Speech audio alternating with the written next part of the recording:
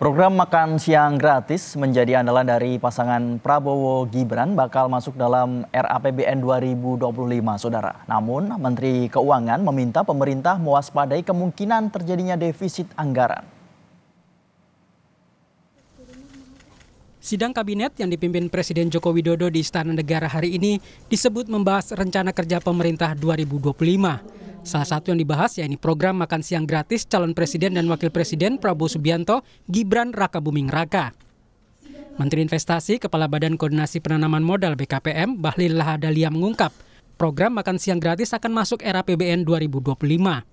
Bahlil mengklaim anggaran pemerintah cukup untuk melaksanakan program tersebut. Program-program prioritas Presiden terpilih Pak Prabowo Mas Gibran itu sudah akan diakomodir supaya pada saat 2025 itu langsung running, langsung jalan gitu. Dan pembahasan APBN-nya kan ini baru tahap pertama dan beberapa bulan ke depan kita bahas teknisnya. Cukup lah, anggaran cukup kok ya. Nanti memastikannya Pak, barusan dibahas ya soal makan siang itu secara spesifik. Membahas tentang program-program prioritas Pak Prabowo, termasuk dalamnya adalah makan siang tahap awal. Sementara itu, Setali Tiga Uang, Kementerian PPN Bappenas akan menyusun program makan siang dan susu gratis bagi anak sekolah. Ya, memang harus memasukkan program-program ikonik dari presiden terpilih. Tentu saja itu diperhitungkan dan Bappenas sedang menyusun itu. Namun Menteri Keuangan Sri Mulyani Indrawati mengingatkan agar program yang diusung Prabowo Gibran ini harus dikaji secara seksama, termasuk potensi defisit APBN 2025 yang diperkirakan sebesar 2,45% sampai 2,8%. Untuk postur awal ini tadi telah disampaikan dari sisi penerimaan negara maupun belanja negara dijaga sehingga defisitnya untuk tadi adalah antara 2,45 hingga 2,8% dari GDP.